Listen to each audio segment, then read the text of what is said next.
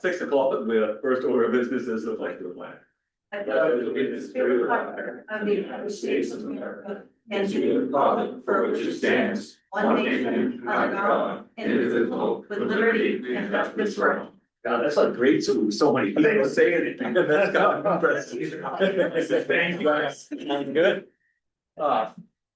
All right, well, the first order of business here is review and approve the minutes of June 4th. So. Second, open on second, any discussion?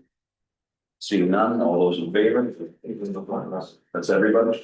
Members reports, we'll start with Lindsay. I just kind of briefly brought it up that I noticed myself, and then I had some neighbor complaints about, I think it's like the old oak cemetery getting really high and people being concerned about ticks and it just not being maintained inside there, but other than that, Ron, nothing this week?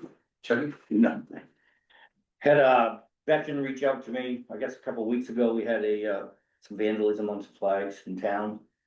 And CMP, I think, must have been doing something, he was repairing it and something went on, it wouldn't show us, they wanted us to ask, find out what might have happened down there. Or when They run the Main Street. we took them down. You took them down. They were all spun up and then some of the pins had come out from what keeps them tied. And so the fire boys went and took them down, straightened them out, and then they took them back out, and then they've been doing that once a week to make sure that they're not getting caught up. Got it. Yep. And for me, I didn't really have anything except for you may remember. Someone pointed out to me the other day on Waterville Hill, it seems as though all of the ground cables on the telephone pole have been cut off. No, the thing is, they're not copper. I think it's aluminum, so it's a lot of work for nothing, really. But it does appear there was at least 4 poles from the Libby's up seem to be missing. One of those things you don't notice. He asked and I didn't know. I don't know who checks into it or what they do. It's ongoing. We've got several cases through the sheriff's office with it. We've charged one already. I know Madison Electric on Ward Hill, their Ward Hill end of it, they've got a bunch of poles as well. Okay. From cutting the wire. Right,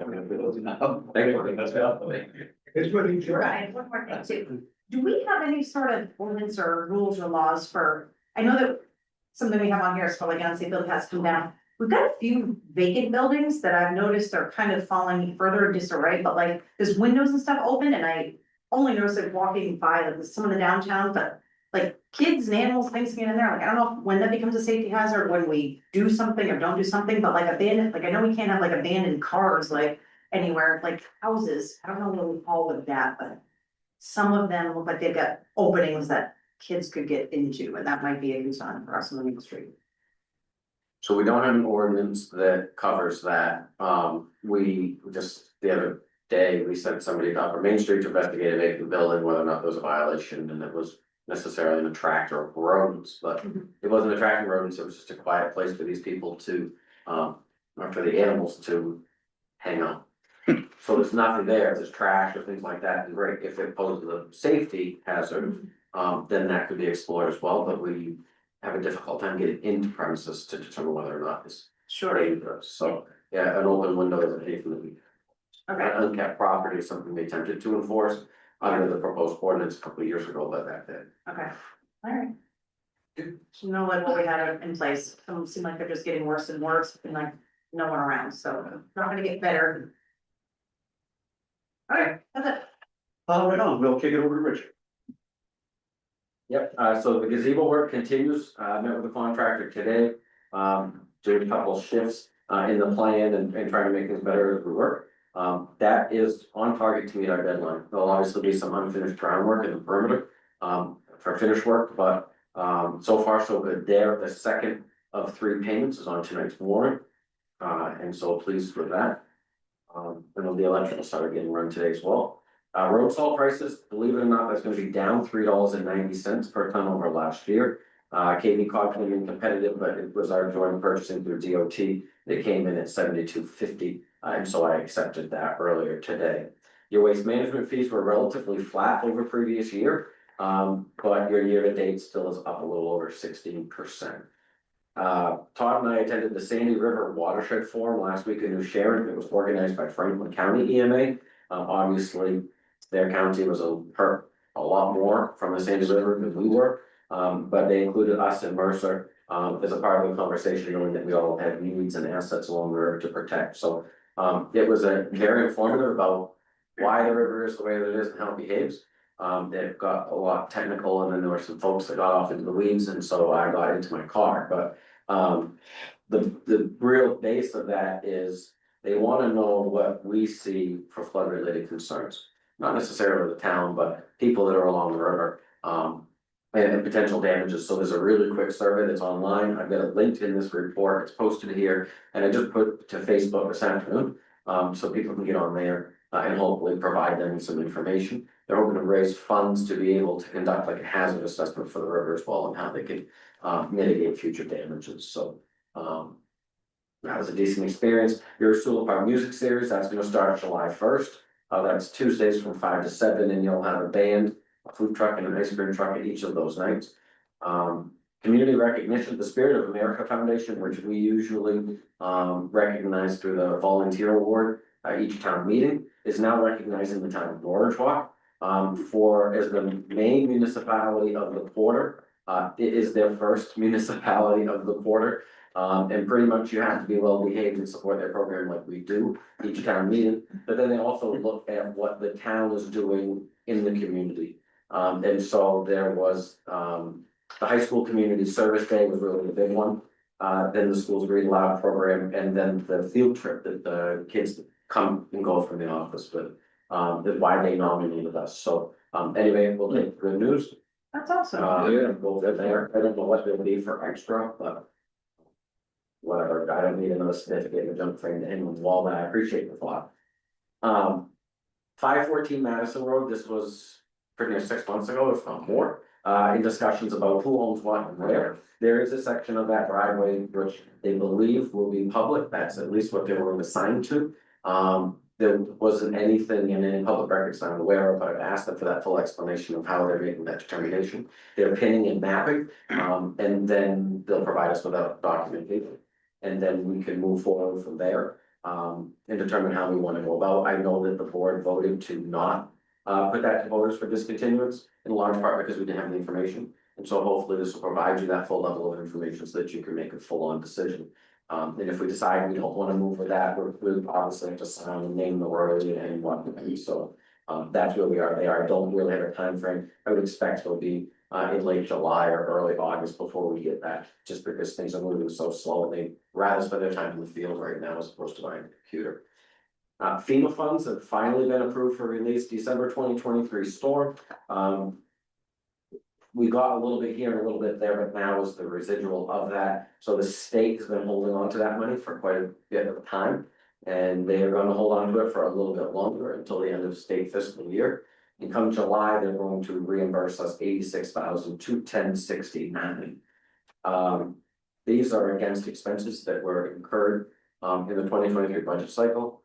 And they were accrued to the 2023 budget cycle in large part. And so rather than placing these funds into an EMA reserve or just dump into the general fund, I thought it appropriate to allocate these to people's reserves. So the fire department equipment reserve will receive a ballpark 10,000, their flat number is 10,000. Sewer department, I'm gonna give 15. They had incremental labor expense, but they also had the generator expense, which we're able to build that one. And fuel. Public works equipment will receive, parks will receive, they had all of the silt removal and issues at the park. And then the balance will go to the EMA fund for future issues if that's what it is, but I didn't want to just chunk that somewhere else. And thought that was kind of a way for the departments that as we hit in their budgets that year to kind of support long-term investments. Yesterday I got notice that I have been will be awarded as certified manager at the conference in August, so this will help actually reduce our insurance rates. If I'm certified, it brings this back a fraction of percent, that back a fraction of percent, but when you have to pay our insurance bills, that's all helpful. So that is good news there for next year's insurance cycle. Street scan, that is the road program for inventory and surface assessment. That kickoff meeting was this afternoon. And it looks like we're gonna be inventory hopefully in September, no later than October. That's just the way it's gonna cycle. I have to review the GIS map data first, and then once I get the approval on that, then they'll firm us up on the scan study. But if that stays the course, then we will have all of that compiled data before the end of calendar year. Which should better position us in terms of publishing town report and our plans for the next year. So that's good there. The new website launch, that's a slight reformat over what we've got. That was supposed to launch earlier this week. A couple of hiccups didn't allow for that, but that's supposed to be done now before the end of this week.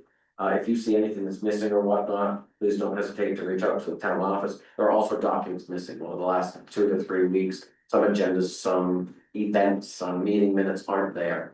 And that's because they got lost in migration, or they're sitting on a list in my office for me to upload once we fully migrate over. It's a pain, but we're forced to migrate, and there was no sense in me doing that twice. So if there's something that you're missing that you wanna see, just please reach out to us and we'll give it to you.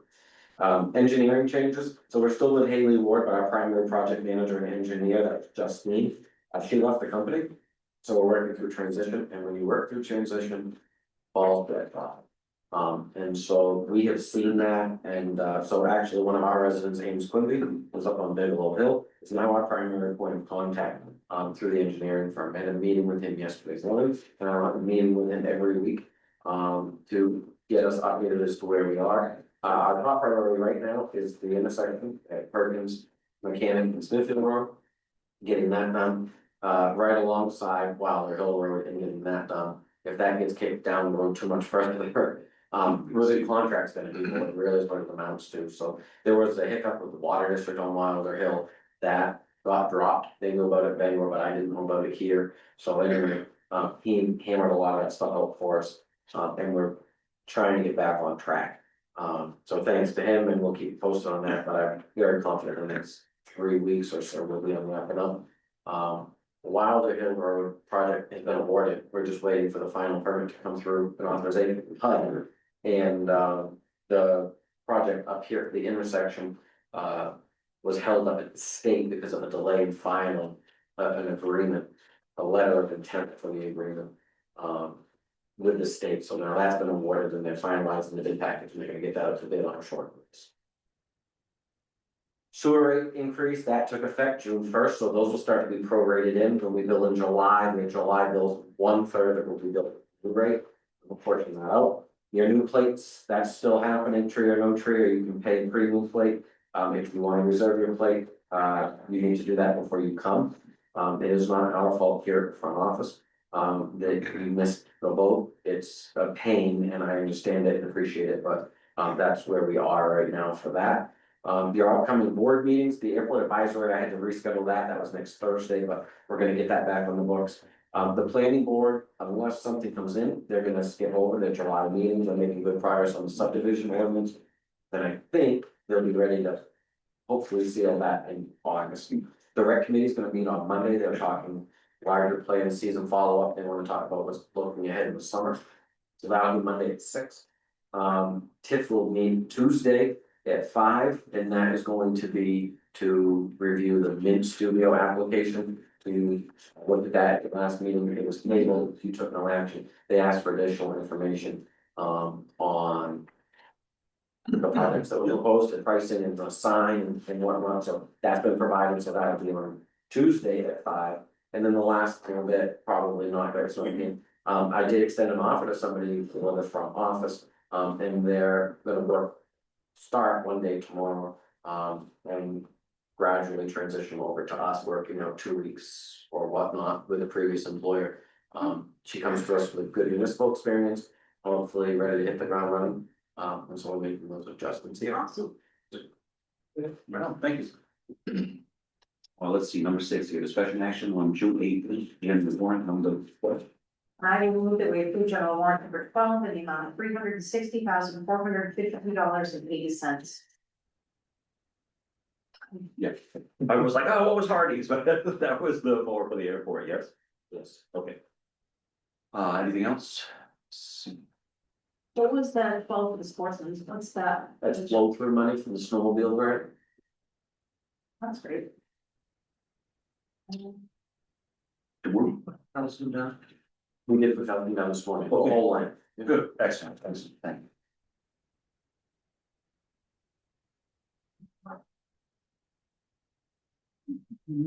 How often do we use for the water? Water district 59. The water district is, twice a year. Oh, okay. It's a hydro rental, so not until mid-July, but because. So I it's feel like I potentially noticed not- it. We wrote the check today, no. Okay, anything else? Seeing none, all those in favor? It's everybody? 17, we've got function on June 18th, airport warrant. I move to approve airport warrant number 6 in the amount of $6,113.88. And the locate tree near runway, was that the tree we spoke about? That was the. On the neighbors. Yeah. Oh, he's outside, please, yes. And it did turn out to be outside the. They located the tree. With the surveyor before I knew the property was, but it is outside these. Who It's not outside the Find a town, tree. So where does that leave us? We're still gonna cut. It leaves us possibly having to negotiate with the landowner to have a cut this tree or ask the FAA to adjust. It also a possibility that the FAA will require us to obtain navigation easement. What's that? How many zillions is that? $40 to just find. We a tree. really have to That's what, what it's gonna be to map make it so they easy fly for that, around right? the tree. No, right now, if you wanted to get light in on that runway, they cannot come in after dark. On fixed wing aircraft. That's about like the tree. Because of the FAA restriction on the approach. Okay. So Which the FAA. Yeah. we're gonna be working with our consultant to make sure that it's outside, it's very really outside, and I think the FAA is tagging it on our property, but we don't own any trees in that area, the canopy overhangs us, so we need to. It's way So outside. this isn't the last expense we're gonna have for this random tree, is it? It's possible, Right, if they rule it out, it's potential we don't have to do anything with it, right? correct. Which would be nice. How much more do we have to pay to get that ruler if it's not being Yeah, done? they've done I mean, it. to Well, find it was $400. We, Find a tree. we have good working relationship. I know. Yeah. Even remotely reasonable. We have good working relationship with our consultant, and we pay them enough money through federal grants. That they will help me overlay everything onto what we needed to overlay, and then we have a volunteer from the airport, so on the airport advisory now, Bill Torrey. And he's working with FAA to try to get that excluded, if that's what we can demonstrate to them is excluded. So it's working on kindness. I've been working on. That's not, hopefully it works out that way. Anything else on the airport one? Seeing none, all those in favor? It's everybody. Wow, public comment? Don't look at these. No, hold on. Richard, you mentioned Wilder Hill, CMP, probably CMP's contract. Has put in the polls within the last couple of days. That's good, and your team graded it and put down, I think, water calcium mix maybe. So thank you for that, it's awesome, we did it. On that note, I did see that they put poles in. I thought they were set them back out, back further, I mean, I didn't realize that far. I didn't realize that they were all set back. The width of the pole. Yeah. I was under the impression when Richard, during the road committee meetings, I thought the poles, the reason why we had the trees. Removed was because there was gonna be Right. influence with lines, so, but if you look at where they put the poles in. Why the hell did we spend the money to put the poles in? Because they really haven't, they went. Less than. The closer you get to my house, the further apart they are. Okay, but down. But even then, it's only 6 or 8 feet. Yes, and the one closest to Route 2 is. Have you been able to see it, Richard? The thickness of the pole. Okay.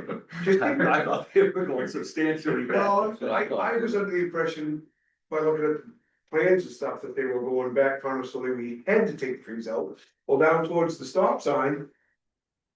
I don't know why we need a new pole, if we're only gonna set it touching the old pole. So they're gonna use the same guide wire. Yeah, yeah, so I was just wondering, I think it's a good thing you said it, because that was on my mind, I went okay the other day, I was like, really? So. I guess maybe the comment then is, have somebody check it, the engineer or somebody check it, make sure it's right before we set a month, and then go, oh crap, right? He was out there yesterday, Everything's good? after this meeting. Okay, so it was just closer, I was just surprised at the proximity of the pole where it was set, I was under the impression that when that. That's what you look like. You gotta use up all the money. Also know. Well, I know, but that was, yes, Right, I well, understand that, I but I'm just saying that, I was under the impression the pole was going, 10 feet. yes. That's what I was thinking too, maybe 10 feet, right, shuffling the road over. Before we even talked about moving poles, the decision was made to remove all of those trees. Absolutely, and it was gonna, yes, you are right, Matt. But in doing so, I pictured it as being, More. yes, For sure. thank you. Anything else from the public?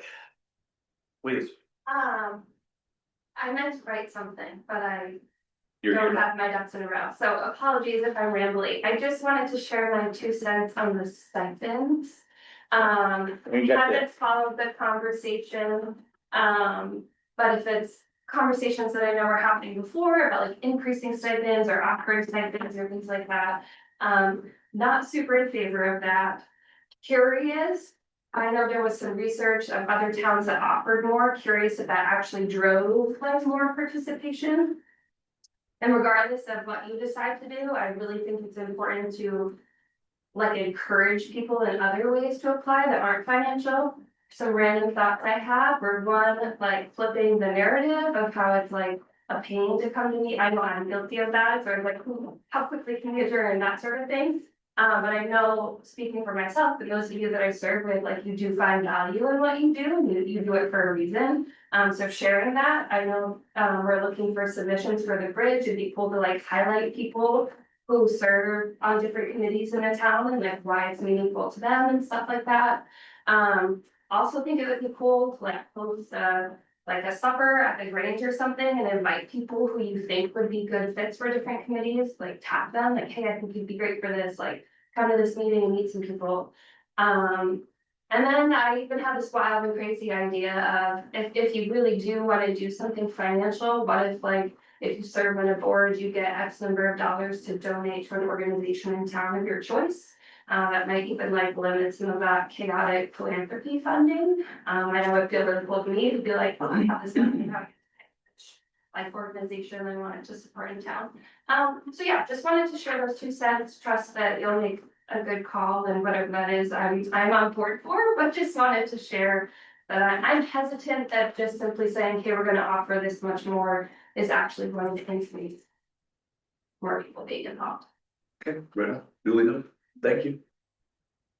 Anything else from the public here before we jump forward? See none. Number 9 here, discussion action on board of tax assessors. Consolidation. Yeah, sorry. No, so this was something that came up, it's actually stemmed from a stipend conversation back a while, and that was why are there 2 separate boards? And it's been back and forth over the last 50 or 60 years as to whether the boards were merged together or whether they were separate. And so the question the 2 folks said was, how often do they meet, what do they do? And couldn't that just be under your umbrella? And then it was how many other towns operate with 2 separate boards? And then it kind of was tabled.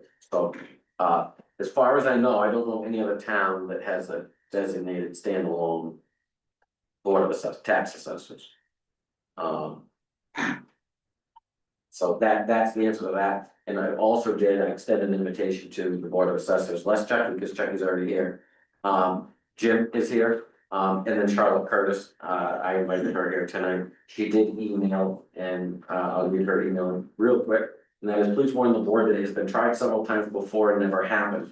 When I started working there, the assessors and select board were one board, but the select board didn't want to do all of the work. And that was before the select board changed from 3 to 5. So assessors were made a separate entity. Also, the assessors usually meet early in the morning, so they would have to meet both in the AM and PM. It might also make the pro Donna unhappy. And that's what she had to say about that. Because if you have a revaluation, you probably would meet a lot more than 3 times a year. If you go through one of them, How long before, where are we due now? you're more than due, really. The state put money aside for them. You were going to be issuing an RFP for reval probably this year. And then it'll be 3 or 4 years out. There's just some busy, so, I mean, because they're so busy, because the real estate has gone up so much. I mean, that's, I said it makes more reason for us to have more involvement with it, with things changing, just. I mean, if there was a time to transition, I would say that would, even though it'd be more work for us, that would probably be the ideal time for us to get more information and better understanding of it and be involved in a big transition of everything.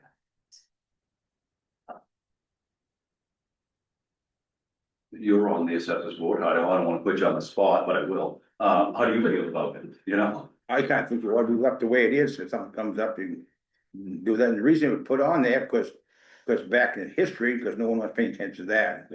You know, the assessors used to do the assessing. Right, but Donna does all our assessment? Oh, yeah. Yes. And you guys just go over what she. Well, someone needs abatement or something gets real nasty, they have to do it, but. But really, abatements is where you guys probably step in the most, helping. with Yeah, well, those. you have to prove them, really, she pretty much does it, I mean. Unless someone's got a big beef or something. Jim? Jim? So, yeah, I'm kind of in favor of leaving it the way it is. Historically, when we had a board of 3 people, that board did act as the board of assessors. I kind of like that autonomy of that sterile environment. You know, we've never had a problem filling the board of assessors. It's always, you're not begging people to be on the board of assessors. The board of assessors, when we look at abatements, we make a recommendation that have to go to you anyway to act on. So it's another level of So Lindsay, your concern about, you know, not having an involvement, you have to vote on every one of those. When we look at the end, no? Only if it's more than 1 year. Okay. So I guess, Richard, if you could go over the responsibilities of the Board of Assessors, because we meet with Charlotte, we look at mill rate, we look at her financial plans. We what meet she's with gonna Dawn, do you in the mean. future. So, I'm Dawn, I'm sorry. So. It's different. Now I've worked with both, so I used to be a select board member and an assessor. Right. I can tell you that if you decide that you wanna move forward with this, one of the commitments from this board responsibly would be to, if you were to commit taxes. Do that at a morning special meeting so that you can meet directly with your professional assessor. I think that one of the advantages that the board has is that they get that interaction with Donna. Donna's here 2 Thursdays a month usually, and they have morning meetings. She has said she's not going to stay for your evening meetings. That she doesn't care. But what they do is review your abatements and stuff. Always that one guy. It's the guy. Very rarely, I have not seen it in almost 10 years here. Is there controversy about the amount? They're usually pretty cut and dry, even with the reval back in 16, we didn't see a lot of controversy. But once those tax bills were issued, then they just came in bulk, and we try to minimize the number of meetings that we have. We're pretty good about that. If you meet in August, you meet in October, and then maybe on a big year, you'd have a 3rd meeting.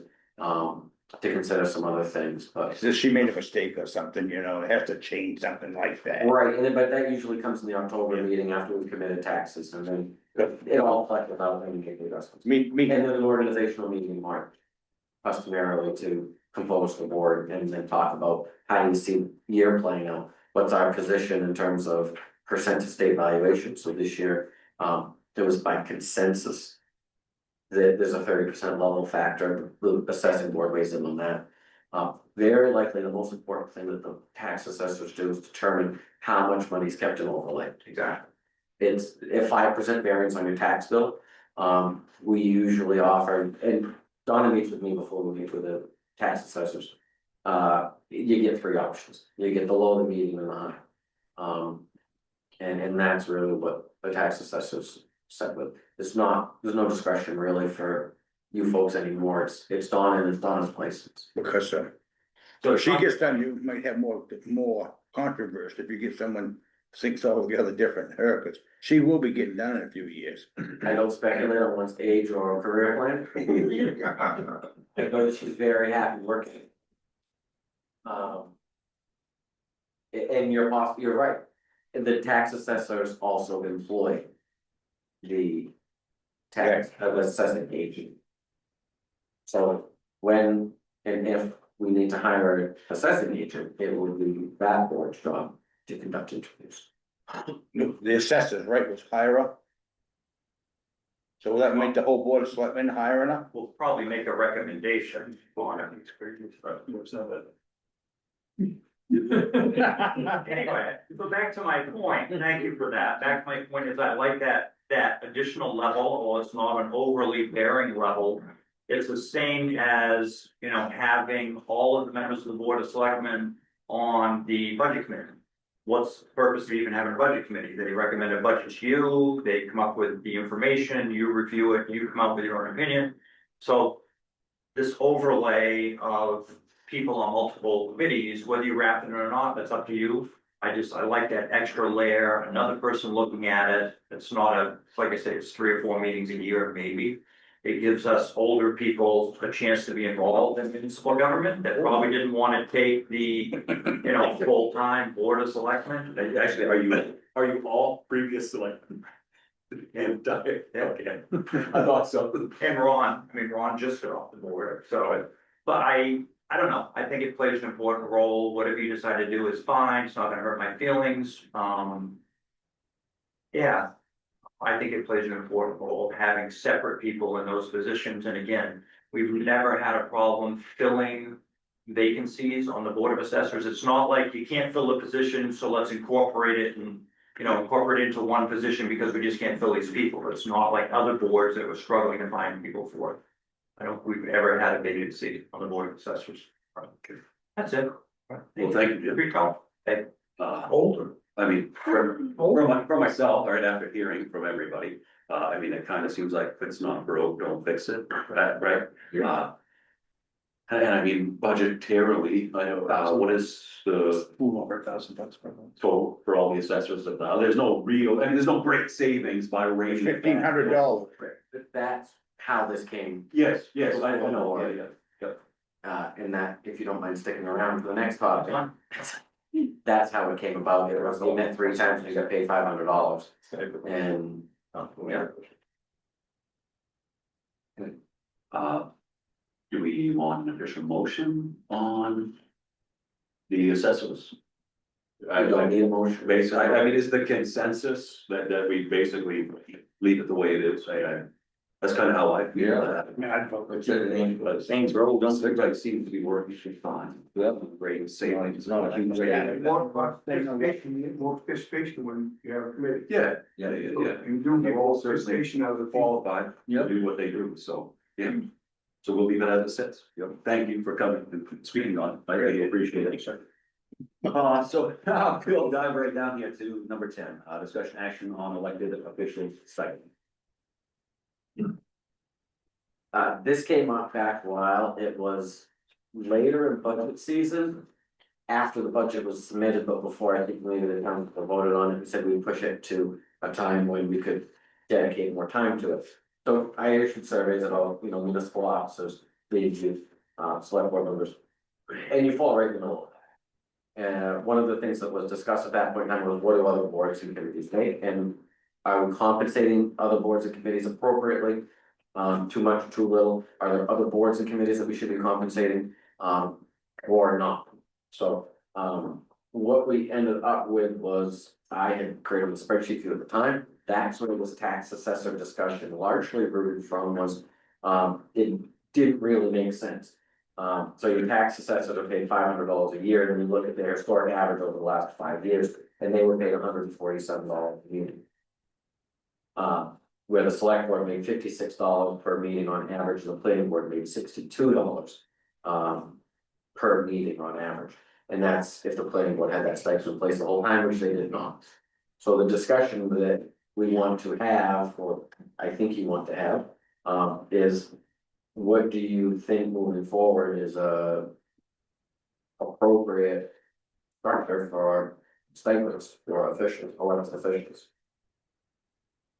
Well, anything from the audience on it? Yeah. So just a point, and Kelsey had some great points that she made. I just look at, it's a small town, you can't get people to volunteer for anything, whether it's the fire department, whether it's a committee, whether it doesn't matter, you can't get people to volunteer and come out of their house because they're too busy. And to pay them a small stipend, whether it's a couple $100, we just spent $360,000 on a 2-week budget. And we can't pay someone $200 a year to come out of their house. And and I loved her ideas, I think if. I mean, the reason I don't do it because it's $300 or $400. But her idea of, volunteering or donating it to a charity, that's a great idea, but that's a personal decision that you all need to make. I don't think you, as a select board, get paid for the amount of work you put in. I think as a board of assessors, we need more meetings, because that's a huge, huge discrepancy between. But I think an elected official, I think the board should look at, look at how many meetings a year the expectation is, whether it's the TIF, whether it's people are giving up their time. They can do, and if you're paying them a stipend and they don't want the stipend, they can volunteer to a charitable organization. That's a great idea. But again, we spent $360,000 for 2 weeks, and that's a big budget, I get that. A lot of money goes through this town, and you're talking a couple $100 for those lower levels. And I think the board of selectmen, I don't know what you even make of that, but it's not enough. Same as probably 10 years ago. Yeah, exactly. So, Same as what you. Same 60 years ago. yeah, if you. Always in my second. I mean, not that I think it's more, but I mean, it's $1,200 a year, 60 years ago. Yeah, Was it?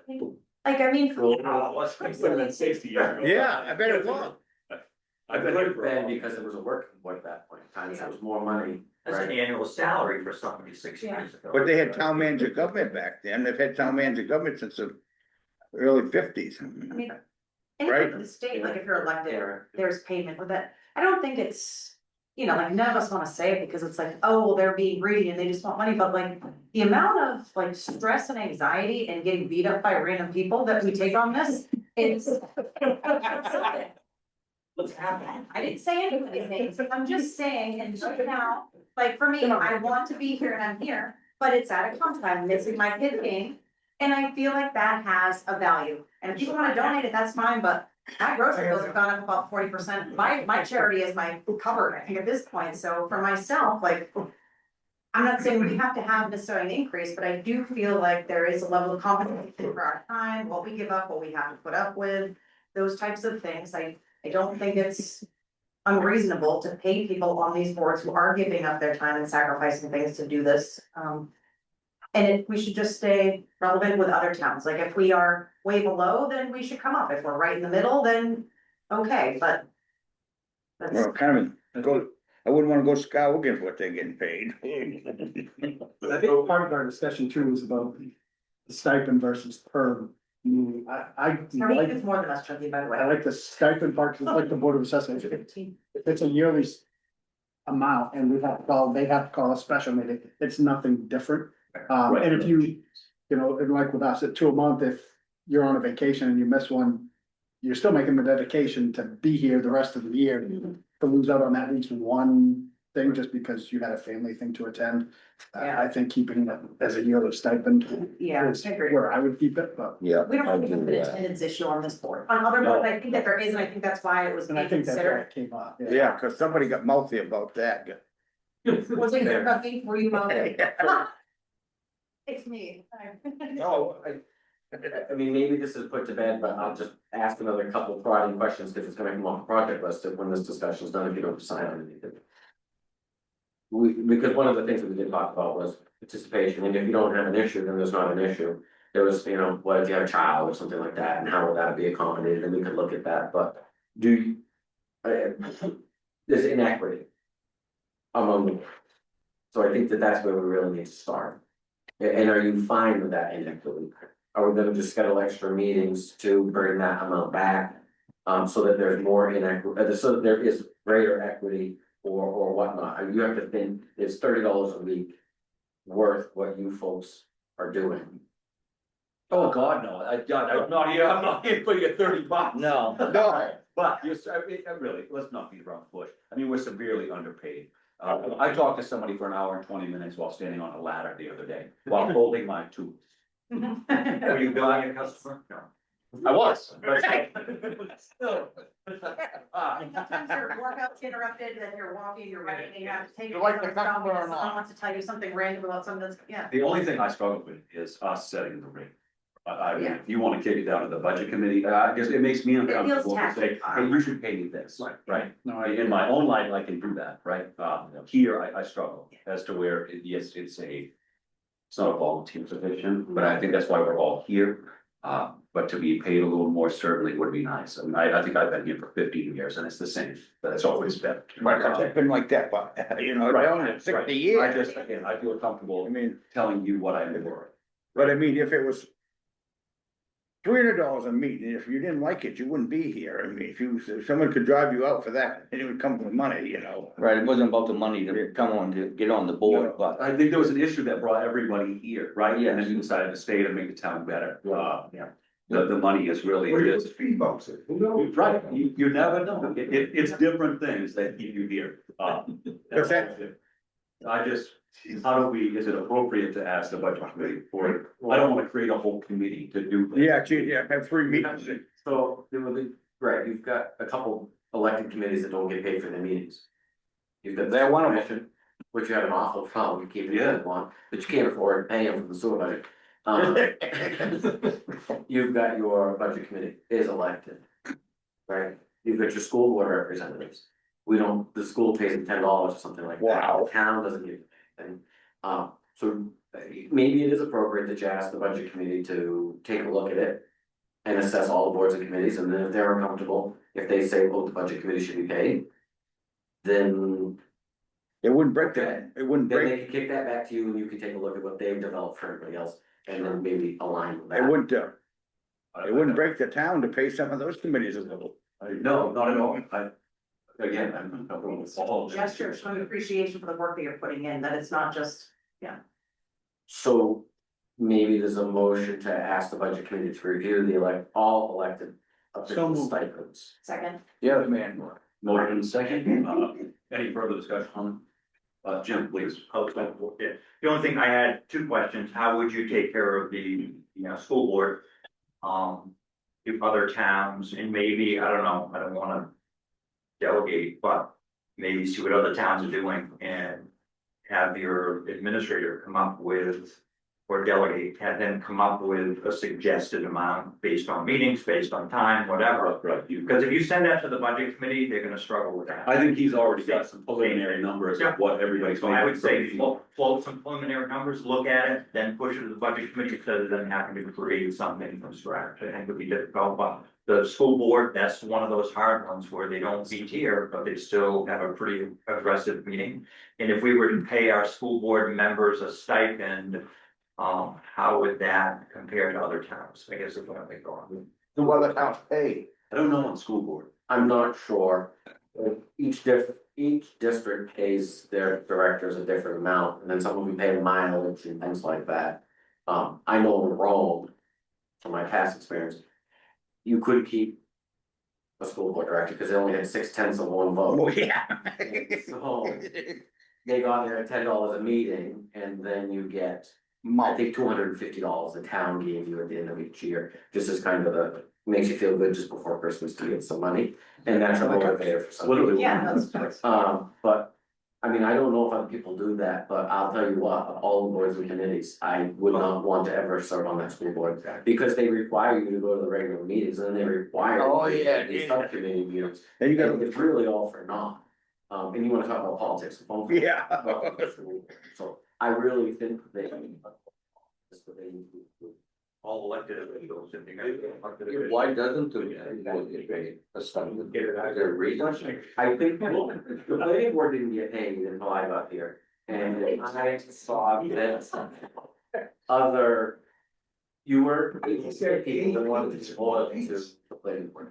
And the planning board is technical, you need that organizational, institutional knowledge, the ordinance, the process and all of that, and we had it with Charlotte for many years and we lost it. You met Scott Campbell, who has that experience, and you lost it. And so, $200 a year or whatever it is, I don't even know what pay now, $250 maybe? Maybe more. It's that thank you for those people that have to go and deal with all this dry subdivision ordinance. Mm. And stuff like, and it's not fun, like watching meeting. It's, you know, we've gotta be a little bit more appreciative, and it's not that you wanna spend more money, but boy, it's not. It's not great.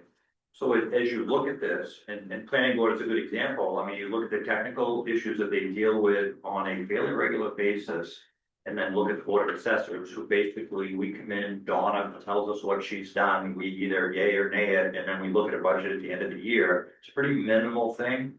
So as you're adjusting these, I don't know if it would hurt anybody's feelings on the board of assessors if we backed off a little bit, some, you know, I mean, you need to be fair across the board. What's the expectation of the person that you're issuing the stipend to, so. Todd, please. Yeah, if you wanna look at equity, you talk about how much the selection make or how much the assessors make, or, I mean, just explain to me why. The planning board, Richard sort of just did, why does the planning board get paid? Budget committee is just as important, and you really do want that institutional knowledge and know what's going on with town budgets and how the finances are handled, but they don't. Right, I mean. Explain that to me. We started with the hard to fill spots. Right. It was the areas where we just couldn't keep a full board, and we Right. started to And then- entice by bumping up training and then bumping up stipend. And then my second comment is, maybe it isn't necessarily all money, but is there? Thinking along Kelsey's lines a little bit, is there something else that can be done? For a wild example would be. If you're on one of these boards, then you get to participate in a. Discount heating fuel, you know, bulk purchase from the town, or bulk negotiated from by the town with a vendor, you know, something like that, doesn't cost the town anything. But the town could negotiate on their part. Are you guys up for health insurance? Just for myself. You don't, probably not that, but there are things potentially that the town could sponsor. Where really the cost comes from elsewhere. The heating fuel is just a simple example of that. But the cost really comes from elsewhere that could entice somebody to join a board. Doing Because now, aren't they full now, I mean, planning board and budget committee? But that was like one of my goals for the last year, was, and really get ready quickly to sign them. Thank you, Mike. But it's important that you have full committees, because you get forum problems, and then you get polarized opinion problems. Where you get three people that left in the room and they all agree the same way, and then you don't get anything else. So. I'm back to just a sandwich once in a while. Right. And that's how it makes them. Banana bread. Right, you had a motion to defer this to the budget committee for review. Yeah. You had a second. Any further discussion? Seeing none, all those in favor? That's it. Number 11 here, discussion action on certificates deposit.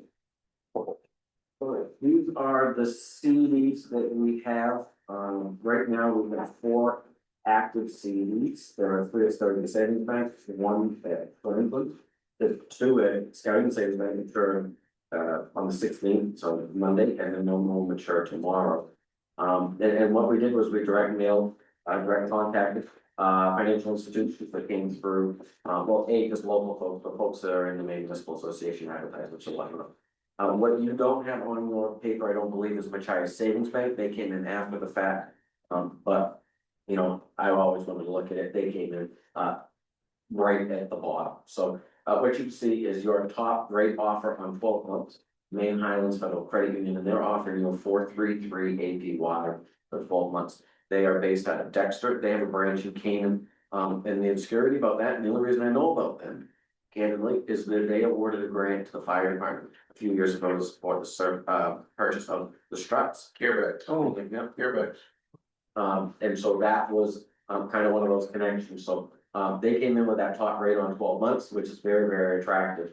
The moving on down the list, they're ordered by the 12-month rate. I get to Mascoma Bank out of Portland, they're offering only a 4.15 on 26 weeks, but they're offering you a 4.2 on at least 3 months. With an ICS demand, which is a sweep account necessarily, and they're looking at structuring it differently, and they're willing to hold that sweep account rate for that 3 months and then allow us to review it. I like the idea that they came to us with a different structure. It's a different institution, so diversify where our assets are. Typically, folks that hold our assets are supportive of our community, and so it doesn't hurt to extend to another. And then we had Franklin Savings Bank coming in, they offered a 12-month at 3.85. Their attractive rate was the short-term 5-month at 4.25. Followed by Bangor Savings, then Scout Savings really trying to round it out the bottom, unfortunately, but they offered that short-term 5-month at 4.01 APY. So not terrible, but certainly not the top of the pile. And so that's your first sheet. And to cut through it, I've kind of made your recommendations. With consideration given to the rates that people have proposed, which is the right and fair way to do it. But then we also just can't turn a blind eye to what other institutions have done for the community. So I don't completely want to exclude them, even though they're, kind of the bottom of what we'd asked for. So Discovery Savings CD under my recommendation, completely up to you, is to transfer that full amount to Maine Highlands Federal Credit Union. So that's 1,088, I believe was the maturity in the, and I would recommend moving all of that to the credit union index to Haven. The second one, which will mature tomorrow, that's 1.1 million. I recommend moving 750,000 to Mascoma, putting 400 of that in that sweep and 300 in a 6-month CD, and move the balance of that to another, say, 400 to Maine Highlands Credit Union, and that would take care of Maine Highlands. Franklin Savings Bank has a CD with about just shy of 1.1. That matures on July the 20th. I would recommend transferring 244,000 at maturity to Skowhegan. That would balance what Franklin and Skowhegan had in holdings and remove them at their competitive rate at that point in time. And then when Skowhegan's rate CD matures in August, I would just recommend removing that at their top rate.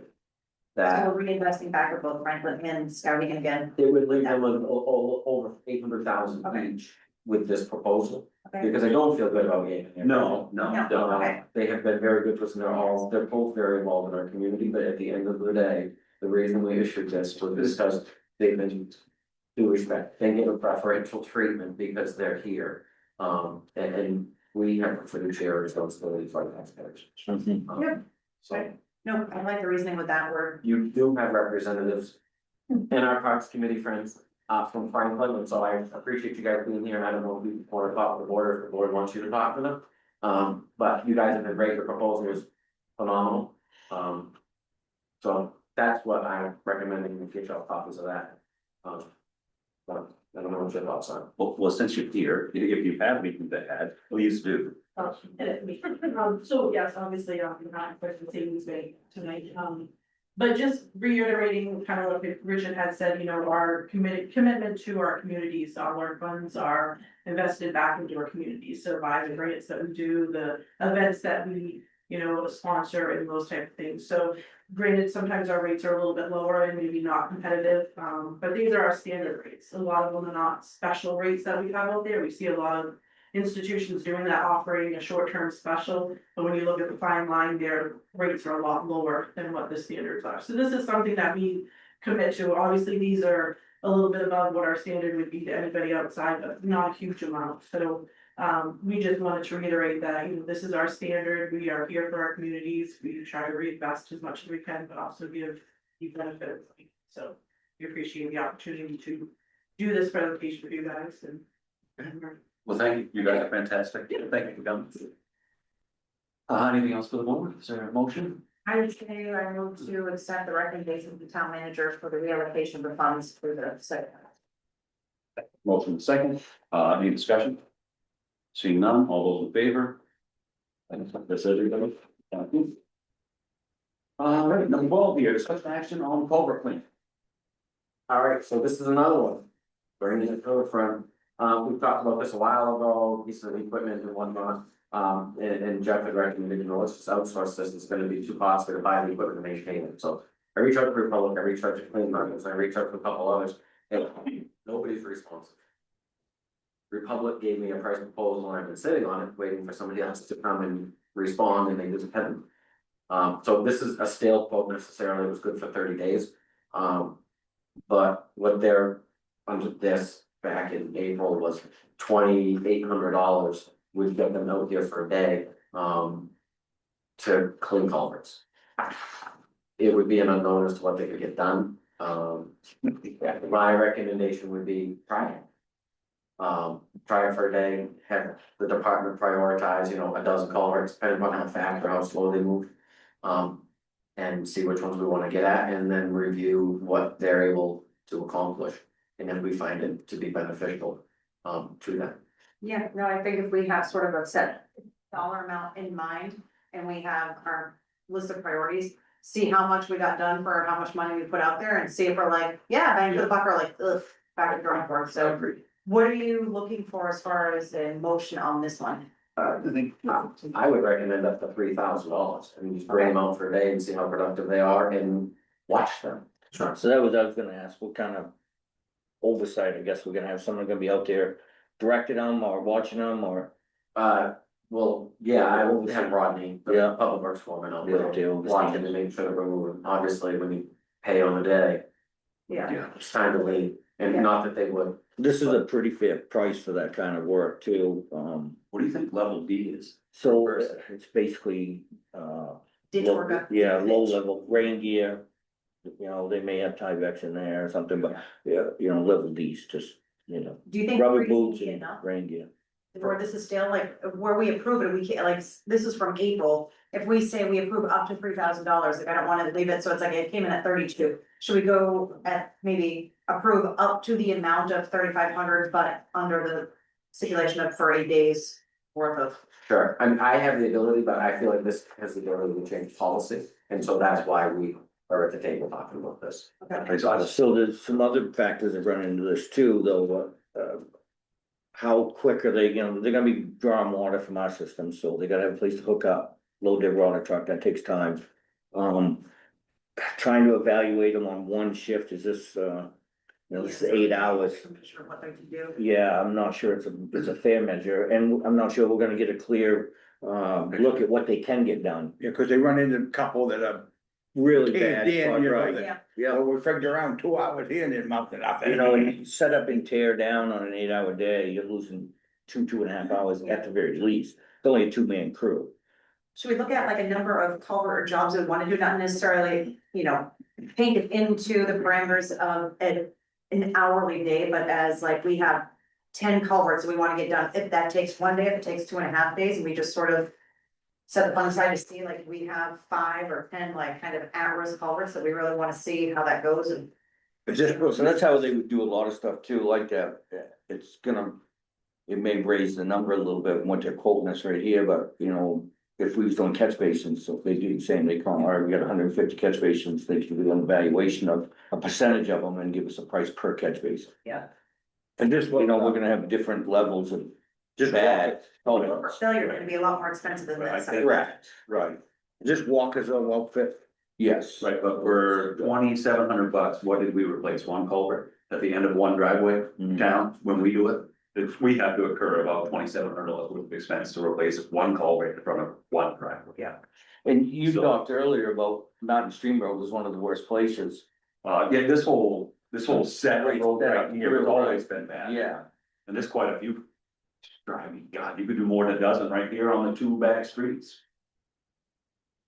Yeah. So I don't know, that's I right think there, you've got Yeah, Welch I and mean, Perkins Street back there, that are both, they've always been bad. They're what started the discussion years ago with Michelle about cleaning.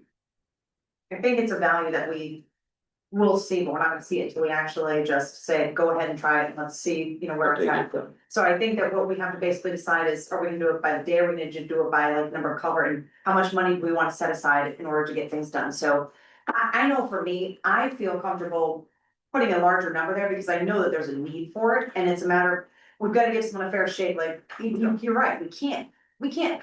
Oh, that was a waste of money because they were doing that, but like, we need to make it a fair, inspection and evaluation of what they're capable of doing. So, I mean, whether it's $5,000 or that we set aside to see what we can get done for that, so we have a good idea of what can get accomplished, I think that that's where we should be looking at, just high priority, high risk areas that we wanna have. And that's a double thing for us right there, have them practice or do their best on our worst areas. And it's double fold, right? Even if they don't get done what we expect, they're still getting some done that's gonna help us in the long run. Yeah. And the more they do, the first day's a little slow, second day gets a little better. Yeah. You know, the same two guys are coming back, routine, I think you'll see better over Yeah. a longer period of time than you would when they do. You know, how many days would you recommend? If we're, I'm saying days for budgetary, and then obviously we can set a color number that could handle that. So with something like this, we don't have to give them, we don't have to say, all right, we're gonna give you 3 days, you know, $8,000, you know? I would suspect between 3 and 5 would give us a better alternative, but if in the second day we see we're not getting our dollars worth, we can ship them. We don't have to agree to, you know what I mean? So, you know, if there is oversight, someone's gonna be sitting there watching them do this, and if there's some issues going on, it needs to be discussed, and if we think they're not giving us what we're paying for, go. But I think in the long run, you'll be happy, I really do. I know the truck they're gonna bring to do this, and it's almost a brand new truck, still sitting in the yard right now, you can drive by it and see it.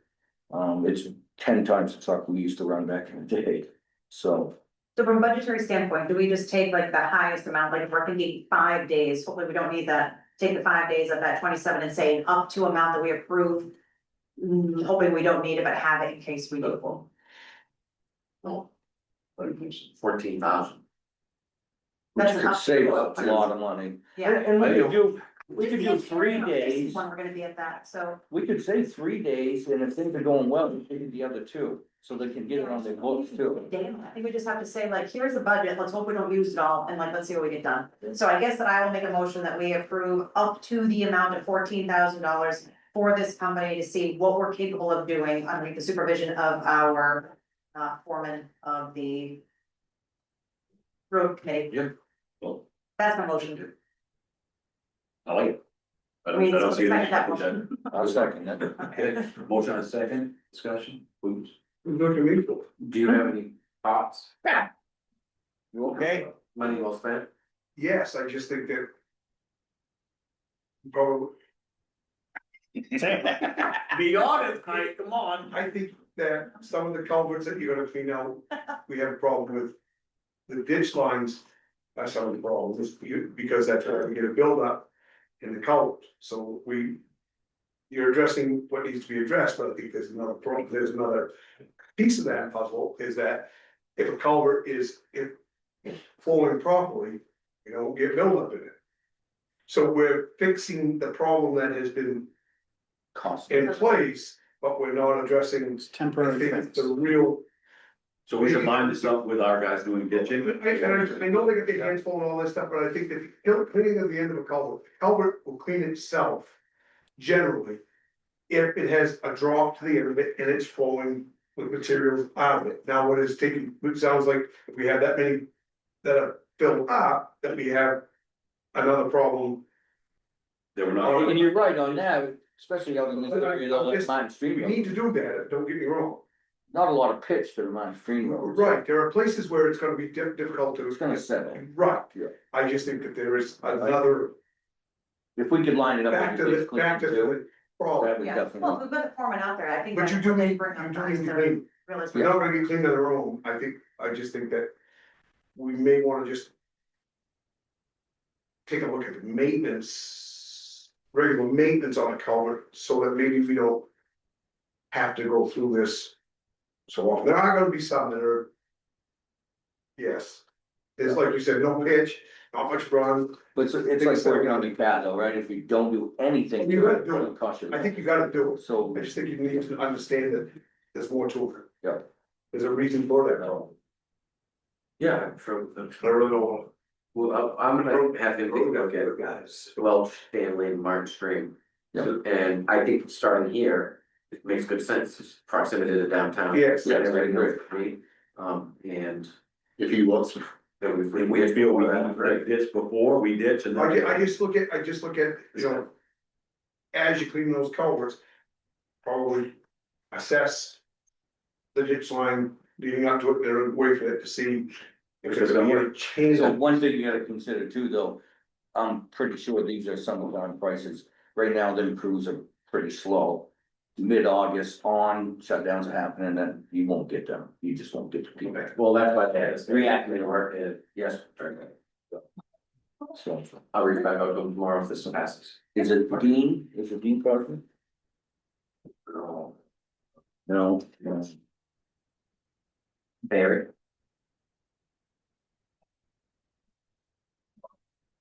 I don't know where I didn't hear. I thought we agreed comes back. Yeah, Randy is the operations manager, Barry Glenn is the salesman, he used to work for me for several years, Barry knows what he's doing. He's a good guy. I feel even more comfortable. Yeah, no, I do, I think that'll work out well, especially if we're able to clean out our dishes before they're cleaned. That makes sense, that's good, so. Thank you. Okay, moving forward here. Was that? Do we need to- Oh, sorry. All those in favor? Right, number 13 here, discussion action on July 2nd meeting. Are we looking, We're not looking to meet. okay, so. We got you picked. July 2nd? Even that might be. Take you out on the side. No, that's a super busy time for everybody. We never do it that, so I I will do not have the July 2nd meeting. Motion, second, any discussion? None, all those in favor, it's everybody. We will be cutting checks that are necessary in that period of time. I'll come in and sign it next time. Excellent, other business, so. My phone calls there, my other business, do I need to add this, so generator in downtown, is everybody aware of the generator downtown? And the whole. Okay, I don't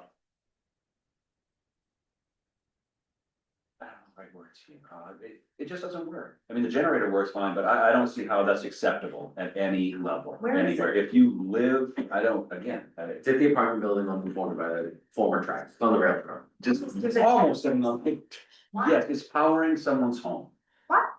And it runs 24/7. So if you should happen, and I'm sure they're watching, if you live in that downtown No. area, you have to listen to this generator. And I was sent footage and, you sit in your home, there is nothing on our end that we can, which is why it's here in front of the board.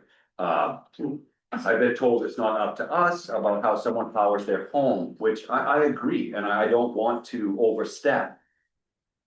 But if it was next to me, that generator would have already disappeared. Yeah. I'm sorry, once it gets into sleeping hours, it's just not appropriate for the generator to be running. Correct. But we don't have anything in place. And I don't believe any state statute allows us to do anything. Really?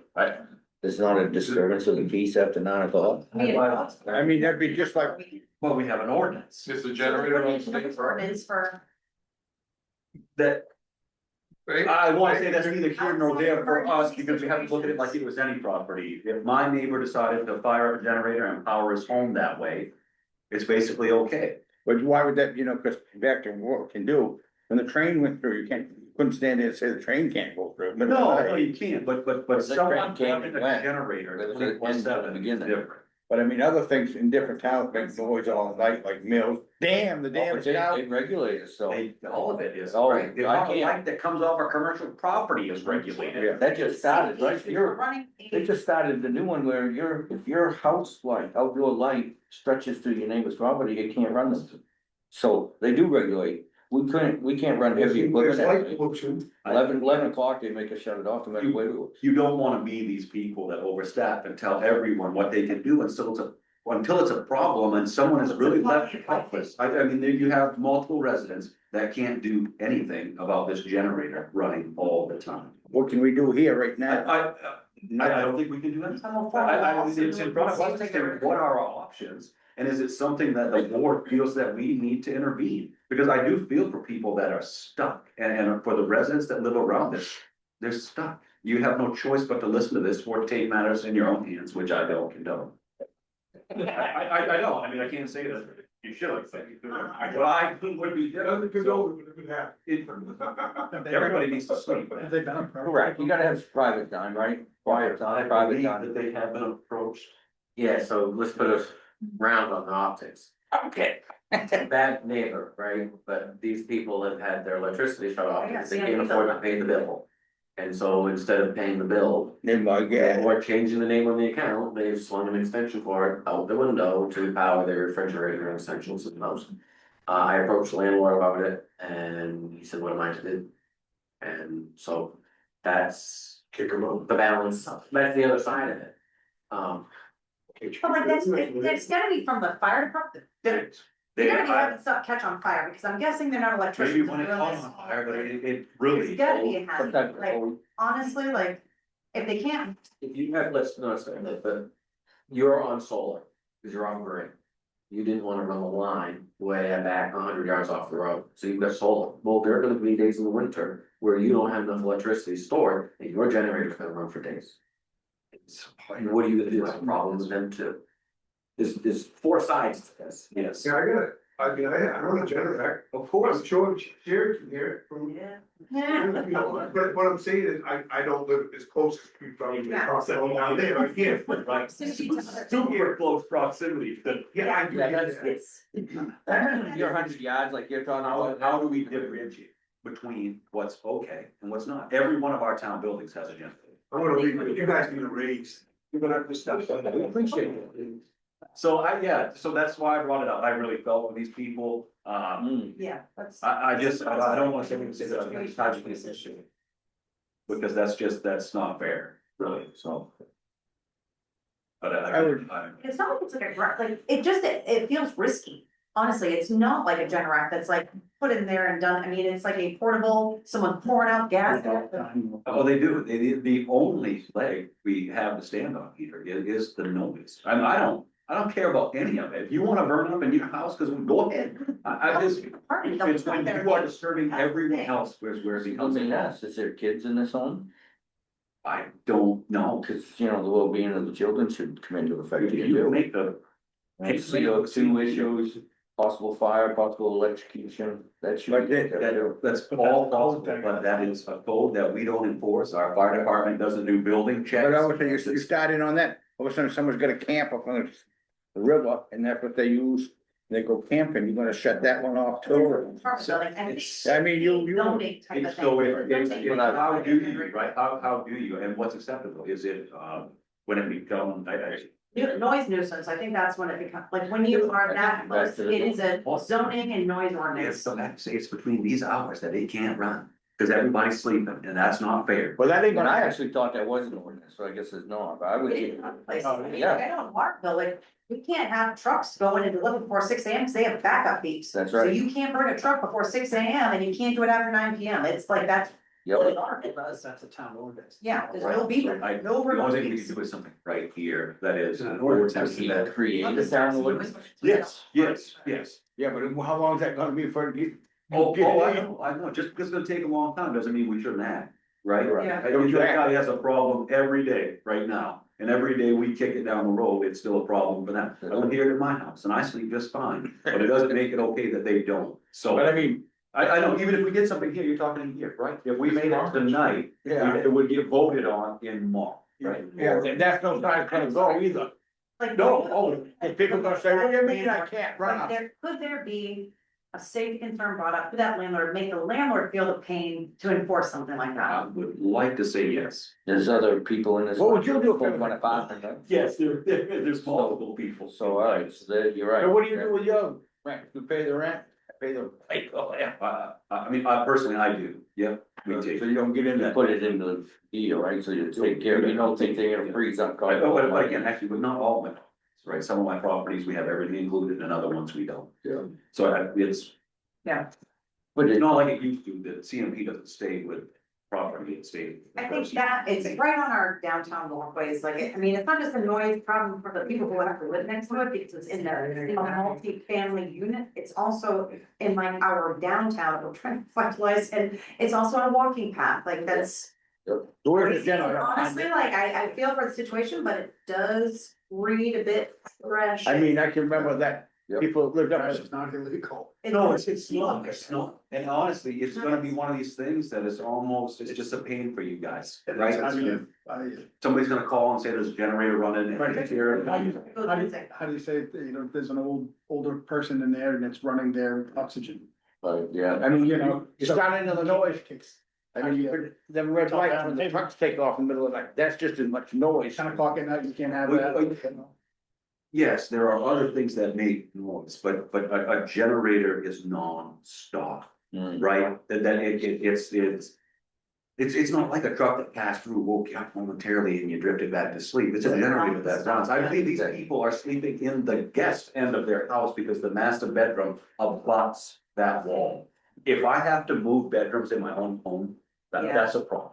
Yeah, that's where the town or somebody needs to do something. Side, so that's on public way, isn't it? Is it even on their actual property? No, If it's not on their property, they have no business keeping it there, move it. That's, I You go mean, down and do then it. it's trespass. isn't it? It's tough. I just, that's why But that's I talked to tough, though. Richard and I. If it's not on their property, they can't have it there. It's noisy and it's in the way, move it if it's not on your property. You have no I right. don't know if it would be much better if they moved it to the other Whose property is driveway. it on? You can't tell somebody to remove something off somebody else's property if that other person isn't complaining. It'd be the state. It would be the It's the state. state. So that, In yeah, this the state should tell them they have to move it if it's the state's property, Right. because they have to be. Right. Someone There- hit there a is- four-wheeler, becomes an issue? Is it in that right of way? The where it sits right now, it definitely is in a state right of way. But it could easily, they could easily be moved out of the state right of way and still be the same problem. Honestly, That's what I mean. it'll make it worse. If they put it in the alley between the two buildings, it will just amplify it for all of downtown. Not just the direction that it points right now. So, but it may be on state land, but it's the town's problem. And the only thing in the law that would be disorderly conduct is what you use for noise. And I can check CPA tomorrow, but I can tell you, having worked there for somebody, they're probably gonna say. We're never tackling that one. We're not gonna try to prosecute anyone. Fire department can't stay No, on. so it's, I don't know. you do something just to have a nuisance ordinance. That really is just a problem for the sheriffs. You can tell the people in the adjoining buildings to find. You're gonna put that in a town ordinance, you're gonna get pushback. Oh, yeah, I know, I feel for these people, and what do you do? Who did? Yeah, so we got Right, sold, right? Right, I'm love to say, I'm sorry. Well, there's nothing things we can can happen do. when no one's And looking. I feel like in that scenario, Well, I we're think- really letting those people down. Worded right, I think you could get an ordinance by that, it's, if it's an emergency temporary thing, and that the landlords are responsible. You know, you pull them back, 'cause most of it is that these within a certain district down, you know, in a certain area. But then we could draft something probably that might. Mark, you're Pass muster. you're out there a couple of years. Oh, I know, there's no quick solution here, there's not, I mean, I can tell you what quick solution. Mine would be the last, hate to say that, but Yeah, it's You horrible, go I up, nice night's just, sleep, and I can tell you exactly where. yeah, they take it much better than I expected anyone would. So I don't, is the general consensus that we should look into potentially, or should we just kind of stay out of it? Hopefully that something will happen the next meeting. so there's several things that can, right? It can, you know, running that steady. You know, generate. But I mean, I don't even met with the But they people. But they, so honestly, they're right, the people called me, we talked, they asked Megan if I could do something. 2 hours later, coincidentally, You're still the on. generator shut off. They called back and thanked me. Well, I don't know what you did, but thank you so much. Yeah. They were just swapping out generators. Oh, yeah, of course, right? An hour later, it was back on. But not pay their CMP bill? I can't speculate on Let's why. call Brian. There's all these different reasons Well, I I got- don't know about, nor do they matter. What matters is noise being generated Then we 24 talk to the 7. people directly, or just the land. I'm not sure. We talked to the landlord, we talked to the people directly to get the backstory as to why the generator was running. And we've been about a month. Yeah, this is. Right, And CMP can, well, I, but you have all, again, we can't, I don't know anybody's situation, so you can't, I mean. CMP generally would turn your power back on if you make any type of payment. No, they won't anymore. We are They seeing could be- power bills of $2, $3, $4, $5,000, and they won't turn it on unless you pay it in full. Well, because they know they're not, Yeah. that's a problem though, like, are those people, when you don't pay your bill, there's consequences. But when there's all kind of different reasons for that happening, I don't wanna speculate on why, it's just.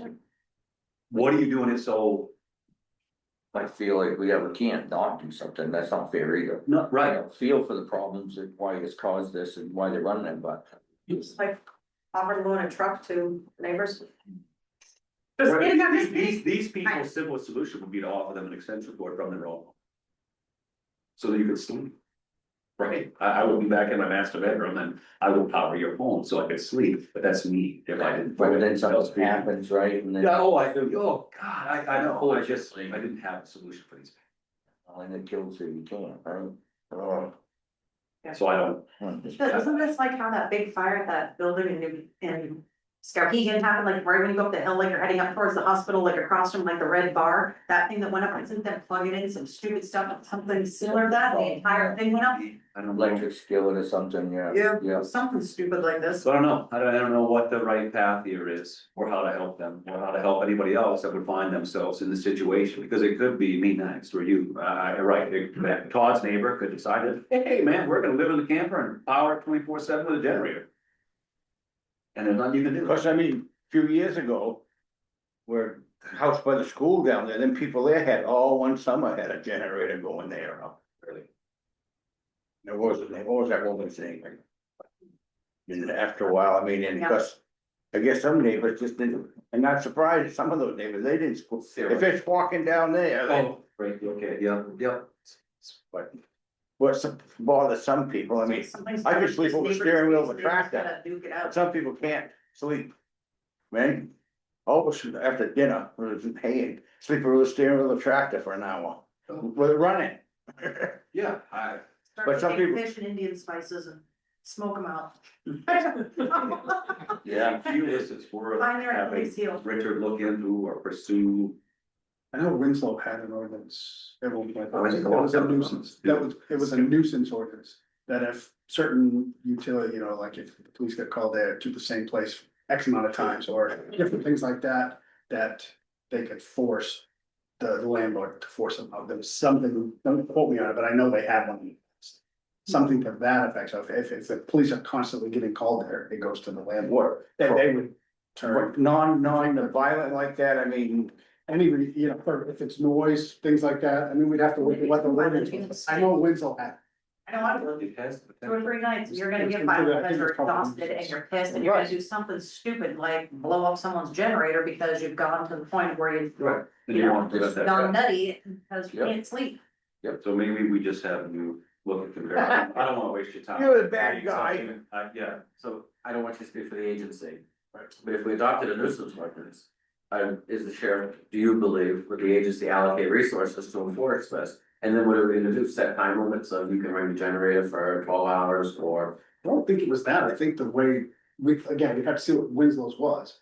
But it was if certain utilities or, you know, police call their fire firm. There was certain reasons, then you can enforce the nuisance, ordinance. And granted, that was a town thing, did it hold up? you're gonna have to. And do what. Maybe, so I guess maybe we'll just sort of look into what some other towns have and maybe in the interim. Maybe go away. Well, I mean, I I would love for it to go away, just for those people, but the problem could represent itself, so I think finding a solution that may work. Or determining that it's just out of our hands is. I know we the need to- landlord's talking to. One of us go talk to them. Find out their situation and say, hey, you know, if this is. You're gonna gauge what you're dealing with when you talk to them, you know what I mean? Willingness to help. Who owns To that? help themselves or to help their neighbors or. Listen, Anson, Oh, I thought that was a message, no. If we met with the people directly. Just to see, hey guys. This- do you know the individual that we? I don't, and that's why. You do. Well, the building, really, it's just, it's one building that seems to generate a lot of problems in the downtown area. And it's that same. Maybe plug in a couple extras and see what I don't want to happens. be insensitive. It's gonna be completely insensitive. We've got people that are 500 feet away or more. We get the people that are in that building itself. There's a senior citizen woman and there's a young lady who's maybe college age. Yeah. And we haven't generated one complaint from them. No, We haven't generated a complaint from any other abutter. There's abutters that are closer that aren't in that building. Yeah. On the same street as the complaint, and so. Well, I appreciate that people are sensitive to this, is coming back to the Norridgewock way of live and let live. Where everybody else in the downtown is fine with that, except for one individual. Yeah, you got your. And I know, but I lack the Think of us words to to that. properly respond to that. I get that, I know it's apathetic, but the people that are right outside the bedroom window, they have electricity and they're not calling. So my, It's difficult, but that goes back to. I think there's something bad, you know, the circumstances are worse than we think. Finding out and talking directly with them, and that's why they're not, they know, you know. Single mom, kids, that's probably the issue, or, I don't know, speculation, but. It's nothing. So that's why they're not getting calls, they know with the understanding of what that people are going through or whatever, and that's why they're not calling, they feel for it, I'm sure they're not liking it. I would like to think that is the reason, right there. I would, honestly. I just, again, my limited. Maybe not, I don't know. But I mean, it's like potholes out here. You tell about potholes being filled in, I go up down this road all the 40 times a day, and I don't even drive them, hit them, I don't even feel them or see them, I'm so numb, you know. What bothers some people, what bothers others, I mean. And the potholes bothered me, when I saw that corner every single night. Yeah. I mean, it's such a, But I get what you said, but I mean. Instead of you a know, nuisance ordinance, which. What Chucky just said, what bothers some doesn't bother others, right? Maybe it should be a noise ordinance, cause that's measurable at the It property. is, right? That is measurable by equipment at the property. well, that's the same thing, right, anything over 86 decimals is. But we got a dog barking on it, they go, woof, woof. Oh, It's not 86 decimals. Yeah, So but it's a time-weighted average, right? They sustain to do it. That's right. From provocation. It's a time-weighted It's average measured. of certain amount of decimals. not right, exactly. how loud is 86 decibels? I didn't know that. No, basically, yeah, I work for you. I know, and I don't know what to do here. I am at a loss, okay? I don't think What we have wanna one. do, I do too. I wanna force the landlord to do something, Right, that's rectify the responsibility, problem. rectify the problem. The other side of it is, you know, claim my domain back and tear the thing to the ground, but can't. We can't have that.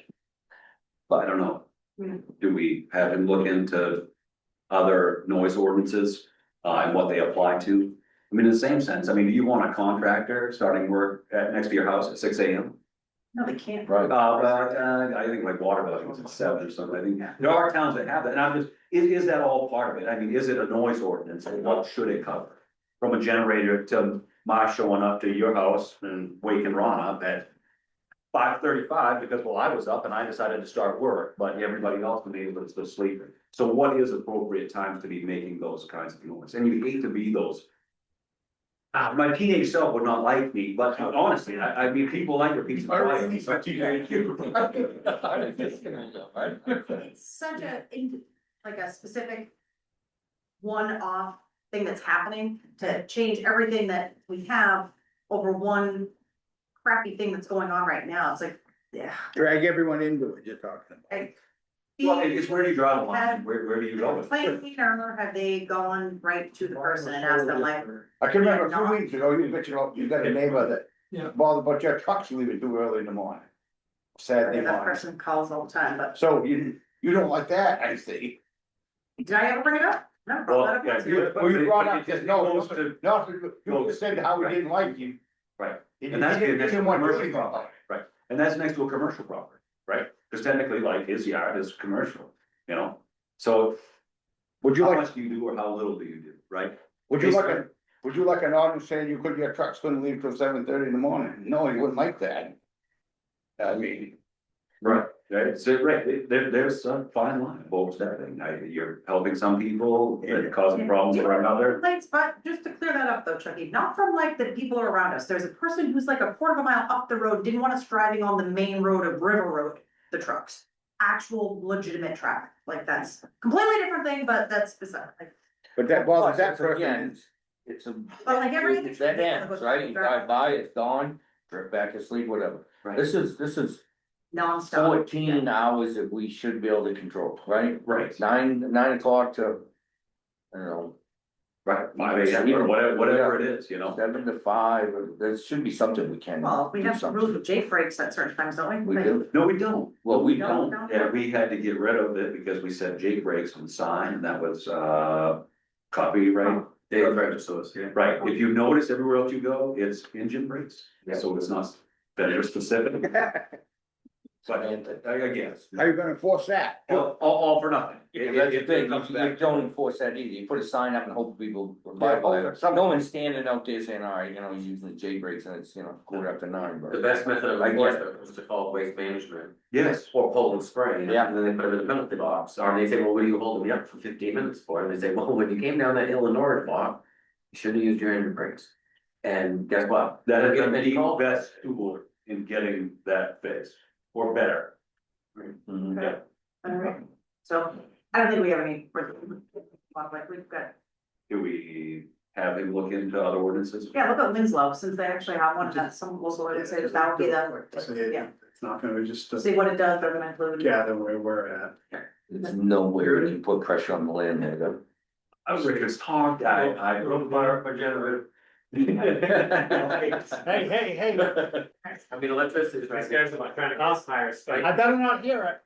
So you put this. I will pull the Winslow ordinance, I will advance it to you in your packet, we can discuss it at the next regular meeting. If you think that it's something that's overreach or satisfactory, or however you feel. And I don't even know if that orders would cover something, this is kind of a unique Yeah. situation. And the sad part, here, this we really want 3 more weeks before we just meet again too. But even then, we're not gonna figure out. No, we know. Right. Maybe go away. It could, it very well.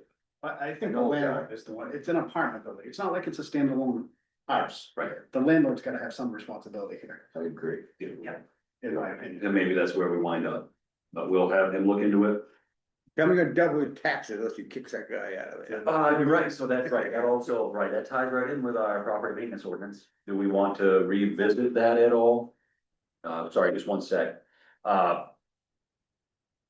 Do we want to revisit that ordinance? Do we want to see that again, look at it?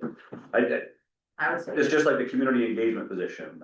Those two things, every time I have a conversation with, oh, I didn't realize that's what it was gonna do. Oh, I didn't realize that. So I don't know how the general public was so uninformed about the maintenance ordinance and the engagement position. But the feedback I've gotten is that they didn't understand what it was, and that's why they didn't pass. The property maintenance ordinance was close, 2 or 3 votes different. And the community engagement position wasn't very close, I don't think, but there seemed like there was a lot of loose job description. I don't think we had it very nailed down, and I think that translated out to people that we were wishy-washy around here. Which left them that way, and that's why it was voted down, I feel. So. You don't think the we- fiscal note had anything to do with it? For what? Fiscal note. No, I mean, had to, the price, I'm not gonna pay something I don't even do, if you're just gonna stand around all day, I'm not paying you that much money. Yeah. You know what I mean, I need to know what everybody's doing in order to fund it. So I think that was our fault for not doing a good job of explaining it, or nailing down exactly what we wanted that position to be doing. Well, cause you left it flexible enough to. We did, and I think that was to our downfall as much as we thought it was gonna help by leaving it loose. So again, this is really just, do we wanna revisit that at another meeting? Not right now. But do we wanna see that ordinance again and look at it, just like the engagement position? Do I we think want the to ordinance review for it? sure, I don't know about the engagement one, but definitely the ordinance, because that was so close. The other one wasn't, I think that the ordinance really should be gone back to with more clarity now that we have resources like the bridge and, you know, I think there's more people that are more aware of our Facebook place, I think that, you know, getting the information out there so that people can digest it on their own time, not just by watching, because I think that would be the most logical way to do that, and probably the most responsible way to get that information out there, right? So we will slate both of these for later. Okay, The community engagement position is, the rec committee is taking that up at their meeting on They are, Monday. okay. They're realizing that they're living on borrowed time in terms of overseeing and operating rec programs, Yes, and so. that kind of ties into What you're gonna end up with, and it's not the greatest thing, but if you don't put through a program like this, you're gonna lose your rec programs. Yeah. Because people don't want to volunteer in the committed capacity that you need, and paying Yeah. somebody $2,000 or $3,000 a year doesn't work, under that model. and we don't want to be swallowed up by another community. I don't want another town running our programs. or no, our definitely programs not, running through that's not something. at all. We've always kind of been able to do that in-house, and I think a lot of people didn't realize that that position had a fair amount to do with our sports. Well, I think it needs to be rec director. Yeah, that's how we're going, that would have cooled better probably. Yeah. You're not wrong, again, it's just, it was Maybe very loose, so More that to the public I'll than. tell you how you get it through. that is what I think heard, that was- yes. I think that if that was really how it was staged, that it would have been completely different. Yeah, honestly, the thing I heard was, I don't wanna pay for Richard's assistant. Yep. That's the short of it, and it was not, Like, we that should wasn't. be like, it, placing Bobby Jill, let everyone know, and everyone, Kinda, okay, yeah. sign check, all right. So again, we'll just revisit that different. Yep. It's the same reality that voters have had to face about less and less and less people in the fire department, and we're gonna have to start paying people to do this as a career. Yeah. It's the same discussion if you make it right direct. Yeah, it is. Yeah. So, okay, I won't burn any more time, but we'll revisit those, so thank you. Board have anything else? Richard, you have anything else? I know we have something, One quick, could I get a motion to add discussion and action on some quick claim cemetery? Second. motion second, any discussion, seeing none, all those in favor, it's everybody. And this is to release, the northern half of lot 254 Sunset View Cemetery to Priscilla Ponder. Motion. Second. Second, adjourned. Everybody in favor? Okay, and just real quick, you had a, I was here 4 months ago. yes, sir, I owned the building out on the Madison Road that caved in. Yep. And, it's not done. You gave me 120 days. which Yes, sir. is up now. I need more time. Take care of the building, fill in the hole and fix the cover in the well. The well is done. But I don't know what to do with the roofing. The roofing gonna have to do by hand. I don't know if you can, I don't think you can take it to the dump without having it tested for, whatever inlet. So it's gotta be done. I'm gonna have to get a contractor out there to dig, what I wanna do is burn it. This winter, and I talked to the fireman here, and he said, I can do that.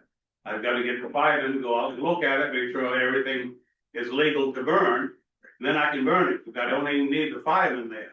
If I do it this winter with the snow on the ground, that's what I'd like to do.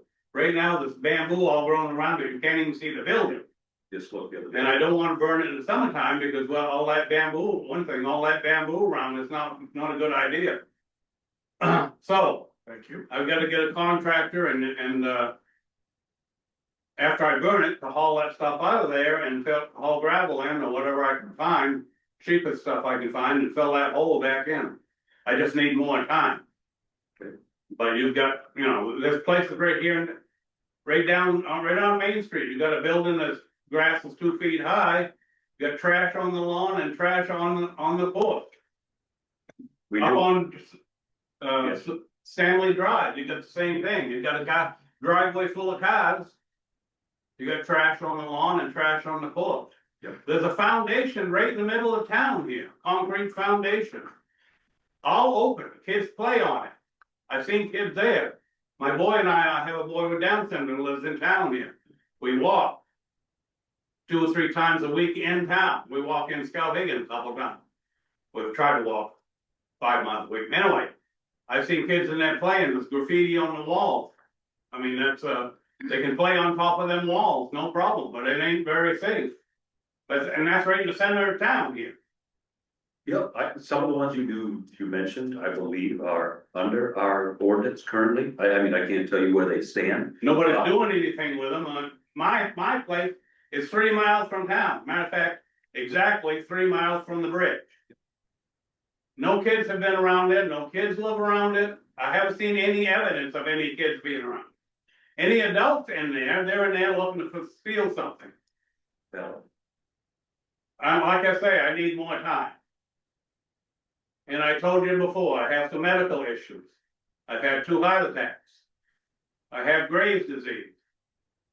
I have thyroid eye disease, and I just got back from my asthma specialist today. So, working on that. With the sun coming out and the heat, it's gonna be hard for me to work in. So I'm gonna have to hire somebody. And I'm retired, I got a steady income of the bat, nothing, I can't work. all right, all So, valid, all I need valid. more time. Understandably so, everything you just listed, I do wish that you had brought up originally, when we set the original plan. I did. You felt that you had enough time to do it when we spoke the first time. Yeah. You didn't say that my medical issues will keep. I did. Doing it. you know. Oh, no, but I, So I just wish you had presented it that way at the beginning. I understand what you're saying, and I myself don't foresee any issues with what you're asking. we've had a lot of rain this summer too. Yeah, yeah, but I'll get done when I can. I'm not asking for any physical help. I'm not asking for any monetary help. all that, and you've got the well done already, so you are actively working. Yes. So it's not like you've done nothing.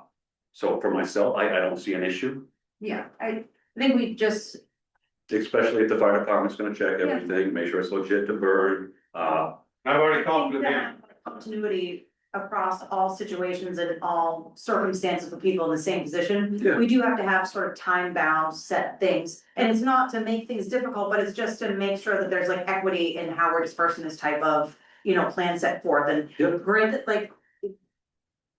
You could have agreed to that amount of time because you had legitimately thought that I can make this happen in that.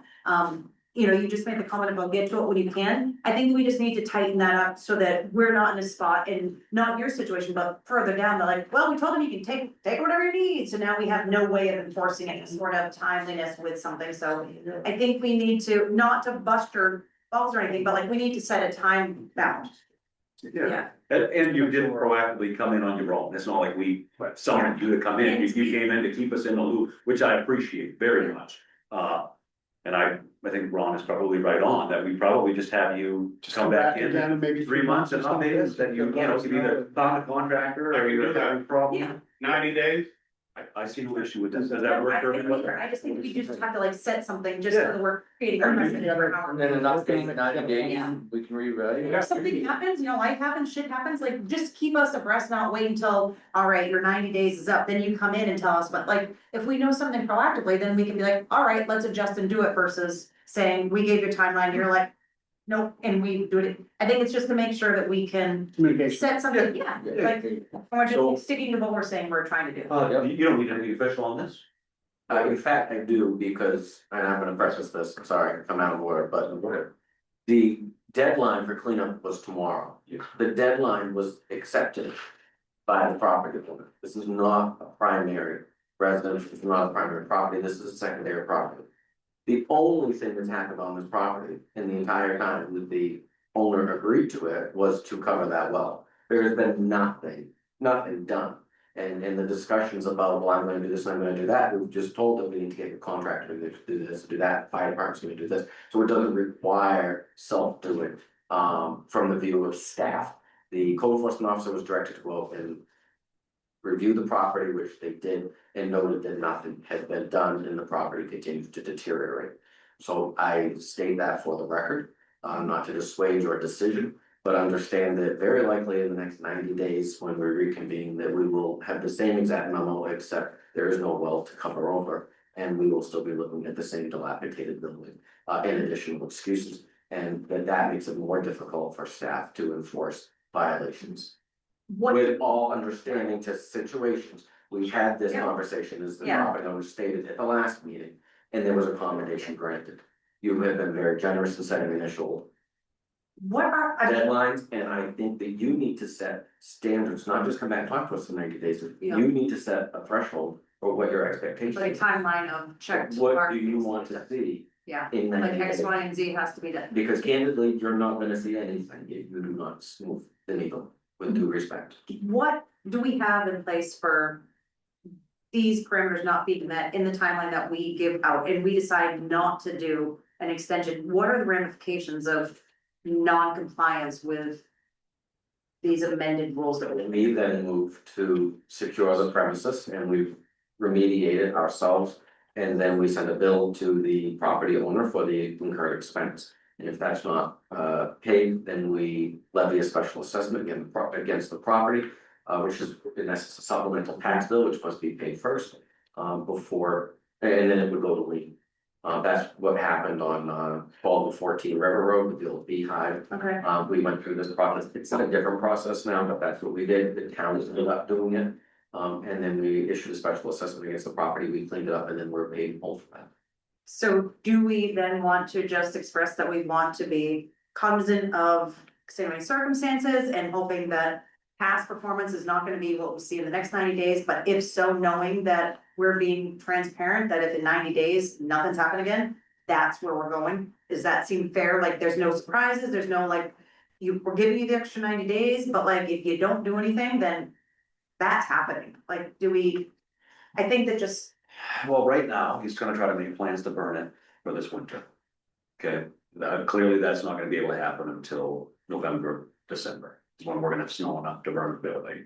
Especially if it's bamboo, and you're all familiar with the building, so it's quite healthy growth around it. 90 days, is it appropriate in 90 days to have the appropriate checks done by the fire department? That would be for him to get, well, not the other fire department coming to. the It would roofing need needs to to be removed. That's what I think if you can just have your stuff done by the fire department, so you know it has to be done, and a contractor, 90 days should be good to line up a contractor to take care of your building. Now, they're not gonna do it in 90 days, but you're gonna have a contractor committed and a price. I think we need to be rich of the price, but I think you need to have the fire department done their stuff and a contractor come in and your ducks in a row in 90 days on your plan for your things that need to be removed, whether it's by you or by your contractor. And it really ready to burn in 90 days, or doesn't have to be ready to burn, but if you know what needs to be removed, we'll then have a list of what he needs to do to make it burnable.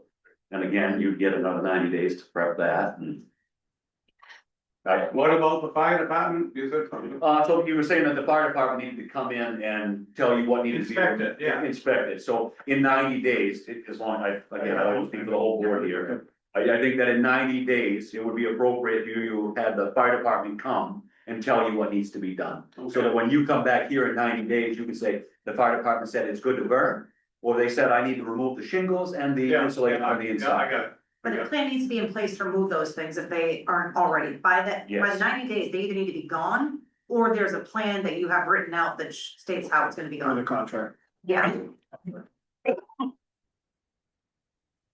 If I can just clarify, the fire department inspection would be prior to the building being demolished in any way. We would come in and we would point out what needed to be removed. Right. And then, once those items have been removed and it's piled up, we would come back and look at the pile. Because you wouldn't necessarily do this, but others might throw a tractor trailer load of tires under the pile and pile it up. So we look at the pile Yeah, before you light the match, and then we give you a permit, and then you light the match. all right. So we've routinely done that multiple times for others. If you explore the possibility of hiring a contractor to come in and just grab the parts of the building and haul them to waste management, because the cost of disposal of waste management would be free. And if you do control burn, you're still gonna have to excavate to get the ash out and dispose of that at waste management. that's what just So you're happened. almost adding to They the straight, separate they took out that process. whole blue house. They, Right. You that's why they grab put it it. in a dumpster and like it got hauled off. I normally brush, because I don't think I've ever. Normally clean, as long as it's been inspected as clean wood waste, burnt ash is just buried as part Then of you it. could just. Yeah, why can't you bury the ash? No, you could, there's nothing saying that you can't. Well, I don't know what he's talking about. He was saying, you may find it a little cheaper and easier just to have it crushed by a contractor. I don't know what their price would be. I don't either, But we'll leave that up to you to and I decide, don't have a lot of money to pay a contractor, but I gotta do it. understandably so. So I think for the board, 90 days to have the fire department come in and a plan on what needs to be removed and who's doing. So a contractor lined up, Yep, feel it's appropriate? okay, Okay, 90 days. 90 days. I appreciate you coming in proactively, and again, we try to work with you as best as we can. What's that? We'll try to work with you as best as we can. Yeah, thank you. I do appreciate you just working with us Yeah. and not being totally resistant to the process. All So, right. thank So you. do we need Appreciate a you. motion and a, sorry, okay, so move to give the 90 days to allow for the fire inspection and detailed plan in place for removal of objects not able to be part of the burn within 90 days. Second. Motion and second. Any further discussion? Seeing none, all those in favor? That's everyone. Okay, thank you so much. I appreciate that. Do you have anything else? Then I move to adjourn. Motion second, any discussion? Seeing none, all those in favor? That's everybody.